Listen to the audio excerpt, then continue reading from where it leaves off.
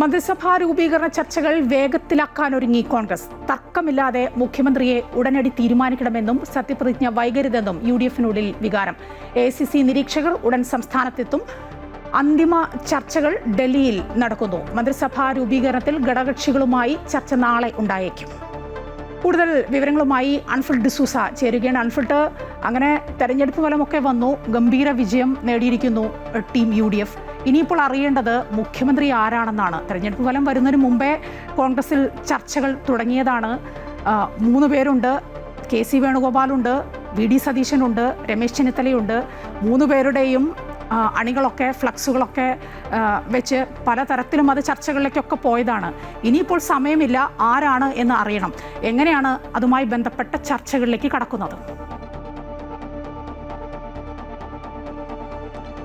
തീർച്ചയായും തെരഞ്ഞെടുപ്പ് ഫലം വന്നതോടുകൂടി എല്ലാ കണ്ണുകളും UDF-ലേക്കും പ്രത്യേകിച്ച് കോൺഗ്രസിലേക്ക് തന്നെയാണ്. ഇനി കേരളത്തെ നയിക്കുന്ന ടീമിന്റെ ക്യാപ്റ്റൻ ആരായിരിക്കുമെന്നുള്ളത്, അതായത് ആരാകും മുഖ്യമന്ത്രി എന്നത്. പക്ഷേ ഇത്രയും നാൾ നടന്ന ചർച്ചകൾക്കപ്പുറത്തേക്ക് കോൺഗ്രസിനുള്ളൊരു തർക്കം, ഒരു മൂവർ തർക്കം ഉണ്ടായിരുന്നു. പക്ഷെ അതിനപ്പുറത്തേക്ക് മറ്റൊരു രീതിയിലേക്കാണ് കാര്യങ്ങൾ കടക്കുന്നത്. കാരണം 102 സീറ്റുകൾ എന്നത് അവർ പ്രവചിച്ചു, അല്ലെങ്കിൽ അവർ പറഞ്ഞതിനേക്കാൾ അവർ ആവേശം കൊള്ളിക്കാൻ അണികൾക്കിടയിൽ പറഞ്ഞു എന്നത് യാഥാർത്ഥ്യമാകുമ്പോൾ 102 സീറ്റുകളുമായി UDF അധികാരത്തിൽ എത്തുന്ന ഒരു സാഹചര്യത്തിൽ ആർക്കാണ് ഇതിനുള്ള യഥാർത്ഥ അവകാശി എന്നത് ഒരു ചോദ്യമായി തന്നെ കോൺഗ്രസിനുള്ളിൽ അതോടൊപ്പം തന്നെ ഘടകകക്ഷികളും ഉന്നയിക്കുകയാണ്.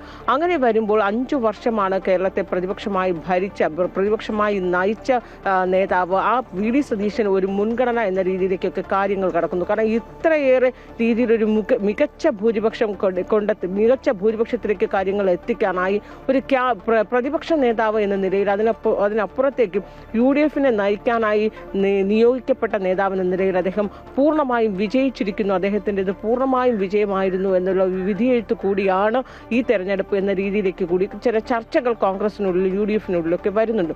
ഏറ്റവും മികച്ച ഭൂരിപക്ഷത്തിൽ മുന്നണിയെ നയിച്ച് ഭരണത്തിൽ എത്തുമ്പോൾ, കാരണം ഏത് 10 വർഷത്തിന് ശേഷം ഈ രീതിയിലൊരു അധികാരത്തിലേക്ക് എത്തുമ്പോൾ അത് ഒരു പ്രതിപക്ഷ നേതാവ് എന്ന നിലയിൽ VD സതീശന്റെ സംഭാവനകൾ, അദ്ദേഹത്തിന്റെ പ്രവർത്തനം ഒന്നും തന്നെ അങ്ങനെ അവഗണിച്ച് ഒരു തർക്കത്തിലേക്ക് പോകുമ്പോൾ അത് എങ്ങനെയാകും അണികൾ അതിനെ എടുക്കുക, ഒരു പൊതുവികാരം എങ്ങനെയാകും, ഈ രീതിയിലൊക്കെ ഇപ്പോൾ ചർച്ചകൾ മാറിയിരിക്കുകയാണ്. എന്നാൽ ഈ കോൺഗ്രസിലെ മുതിർന്ന നേതാവ്, ഈ തർക്കത്തിനിടയിൽ നിൽക്കുന്ന രമേശ് ചെന്നിത്തല ഏറ്റവും മുതിർന്ന നേതാവാണ്. അദ്ദേഹത്തെ മുന്നണിയെ ഒരുമിച്ച് കൊണ്ടുപോകാനുള്ള അദ്ദേഹത്തിന്റെ പ്രാഗൽഭ്യം കഴിവ് അത്തരം ചർച്ചകളിലേക്കും നടക്കുന്നുണ്ട്. അതോടൊപ്പം തന്നെ KC വേണുഗോപാലിന്റെ ഈ രീതിയിൽ അദ്ദേഹം മത്സരിച്ചിട്ടില്ല എങ്കിൽ പോലും തുടക്കം മുതൽ അദ്ദേഹത്തിന്റെ ചർച്ച, അദ്ദേഹത്തിന്റെ സാന്നിധ്യം, അദ്ദേഹം മുഖ്യമന്ത്രി ചർച്ചകളിലെ ഏറ്റവും നിർണായകമായ ഒരു ഭാഗമായി അദ്ദേഹം നിലനിൽക്കുന്നു. ഇങ്ങനെ വരുമ്പോൾ ഈ തർക്കം ഇത്രയും നാൾ നമ്മൾ കണ്ടതിനപ്പുറത്തേക്ക് മറ്റൊരു രീതിയിൽ പോകുന്നു. അതിനപ്പുറത്തേക്ക് AICC നിരീക്ഷകർ ഇനി ഒട്ടും വൈകിക്കേണ്ടതില്ല എന്ന് UDF-നുള്ളിൽ എല്ലാ ഘടകകക്ഷികൾക്കും ഒരു വികാരമുണ്ട്. പ്രത്യേകിച്ചും മുസ്ലിം ലീഗ്, കേരള കോൺഗ്രസ്, RSP ഉൾപ്പെടെയുള്ള പ്രധാന ഘടകകക്ഷികളൊക്കെ തന്നെയും. കാരണം ഇത്രയേറെ ജനസമ്മതി നേടി അധികാരത്തിൽ വരുമ്പോൾ ഇനി വൈകിപ്പിച്ച് അതിൻ്റെ ഒരു നിറം മങ്ങിക്കാൻ പാടില്ല, തർക്കങ്ങളുള്ള നിറം മങ്ങിക്കാൻ പാടില്ല എന്നൊരു വികാരം ഉണ്ടായിരിക്കുകയാണ്. ഇനി എത്രയും വേഗത്തിൽ, അത് ഒരാഴ്ചയ്ക്കുള്ളിൽ തന്നെ സത്യപ്രതിജ്ഞ ചെയ്യണമെന്നാണ് കോൺഗ്രസിനുള്ളിൽ UDF-നുള്ളിലും ഒരു ആവശ്യം ഉയരുന്നത്. അത് തന്നെയാണ് എല്ലാവരും പ്രതീക്ഷിക്കുന്നത്. ഒരാഴ്ചയ്ക്കുള്ളിൽ കാര്യങ്ങളെല്ലാം വ്യക്തമാവും. മറ്റൊന്ന്, അൺഫിൽഡ്, ആരായിരിക്കും പ്രതിപക്ഷ നേതാവ് എന്നാണ്.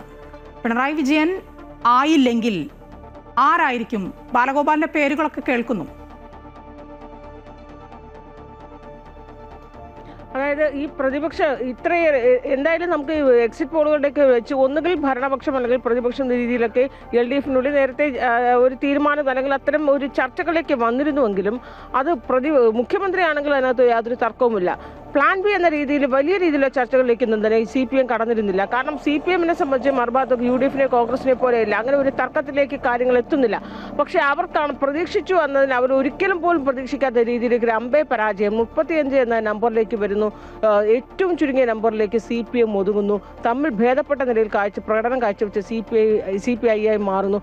ഈ രീതിയിലൊരു പരാജയം ഒരിക്കൽ പോലും അവർ അറിഞ്ഞിരുന്നില്ല, പ്രതീക്ഷിച്ചിരുന്നില്ല. അതുകൊണ്ട് തന്നെ ഇനി കണക്കുകൂട്ടലുകളൊക്കെ പിഴച്ചൊരു സാഹചര്യത്തിൽ പ്രതിപക്ഷ നേതാവായി നേതാവായി എന്തായാലും പിണറായി വിജയൻ ഉണ്ടാകില്ല എന്നത് ഏറെക്കുറെ തന്നെ ഒരു തീരുമാനിക്കപ്പെട്ട കാര്യമാണ്. അപ്പോൾ ഈ രീതിയിൽ അദ്ദേഹത്തെ ധർമ്മടത്ത് പോലും അദ്ദേഹത്തിന് പരാജയം മണത്തെറിഞ്ഞ ഒരു നേതാവായി മാറിക്കഴിഞ്ഞ സാഹചര്യത്തിൽ ഇനി പ്രതിപക്ഷ നിരയെ നയിക്കാൻ പിണറായി വിജയൻ ഉണ്ടാവുകയില്ല എന്ന് തന്നെ ഏറെക്കുറെ വ്യക്തമായിരിക്കുകയാണ്. അങ്ങനെയെങ്കിൽ പ്രതിപക്ഷ നിരയിലേക്ക് പ്രതീക്ഷിച്ചിരുന്ന നേതാക്കന്മാർ പലരും പരാജയത്തിൽ ഈ കൊടുങ്കാറ്റത്തിന് അവരൊക്കെ തന്നെ ആടിയുലഞ്ഞ് കഴിഞ്ഞ സാഹചര്യത്തിൽ ഇനി ജയിക്കാൻ സംസ്ഥാന സെക്രട്ടേറിയറ്റ് അംഗം ഒപ്പം തന്നെ CPM കേന്ദ്ര കമ്മിറ്റി അംഗവുമായി KN ബാലഗോപാലിലേക്കുള്ള എല്ലാ കണ്ണുകളും നീളുന്നത്. ബാലഗോപാൽ തന്നെയാകും പ്രതിപക്ഷ നേതാവാകാനുള്ള സാധ്യത തന്നെയാണ് കാണുന്നത്. ഒപ്പം തന്നെ CPMന്റെ സംസ്ഥാന സെക്രട്ടേറിയറ്റ് യോഗം നാളെ ചേരുകയാണ്. സംസ്ഥാന സെക്രട്ടേറിയറ്റ് തെരഞ്ഞെടുപ്പിന്റെ പരാജയം വലിയ രീതിയിലൊന്നും വിലയിരുത്തുകയില്ല. കാരണം അത്ര നീണ്ട ഒരു സംസ്ഥാന സെക്രട്ടേറിയറ്റ് ഒന്നും ആവുകയില്ല. എന്നാൽ പ്രാഥമികമായിട്ടൊരു വിലയിരുത്തലുണ്ടാകും. അതോടൊപ്പം തന്നെ പ്രതിപക്ഷ നേതാവ് ആരാകണമെന്ന ചർച്ചകളിൽ ഒരുപക്ഷെ ഒരു തീരുമാനം നാളെ ഉണ്ടാകാനുള്ള സാധ്യതയുണ്ട്. ഒപ്പം ഇടതുമുന്നണി യോഗവും വിളിക്കും. കാരണം മുന്നണിയിൽ ഇക്കാര്യം അറിയിക്കുകയുണ്ട്. മുന്നണിയുടെ അഭിപ്രായം കൂടി മറ്റ് ഘടകകക്ഷികളുടെ അഭിപ്രായം കൂടി തേടേണ്ടതുണ്ട്. ഈ രീതിയിലേക്ക് കാര്യങ്ങൾ പോകുന്നു. പക്ഷേ അപ്പോൾ പോലും പ്രതിപക്ഷ നേതാവിന് ചർച്ചകൾക്കൊന്നും വലിയ രീതിയിലുള്ള ഒരു അമാന്തമൊന്നും ഉണ്ടാകാതെ തന്നെ എത്രയും വേഗം 1-2 ദിവസത്തിനുള്ളിൽ തന്നെ അവിടെ പ്രതിപക്ഷ നേതാവ് ആരാകുമെന്ന കാര്യത്തിൽ ഒരു തീരുമാനം ഉണ്ടാകും. ഒരു വാർത്താക്കുറിപ്പിലൂടെയും മറ്റു കാര്യം അറിയിക്കുമെന്ന് തന്നെയാണ് മനസ്സിലാക്കുന്നത്. അതിനുശേഷമാകും CPM ഇടതുപക്ഷവും ഒക്കെ തന്നെയും ഈ പരാജയത്തിന്റെ ഓരോ ഇഴകീറിയുള്ള വിശകലനങ്ങളും വിമർശനങ്ങളിലേക്കും. ശരി അൻഫിട്ട, ഇനിയിപ്പോൾ പൊതുജനത്തിന് അറിയേണ്ടത് ആരാണ് നമ്മുടെ മുഖ്യമന്ത്രി, അതുപോലെ തന്നെ ആരാണ് പ്രതിപക്ഷ നേതാവ് എന്നാണ്. ഈ രണ്ട് കാര്യങ്ങളും UDF-ലും അതുപോലെ തന്നെ LDF-ലും ചർച്ചകളിലേക്ക് കടന്നിരിക്കുന്നു. ഉടൻ തന്നെ വരും ദിവസങ്ങളിൽ വിവരങ്ങൾ നമുക്ക് അറിയാനാവും.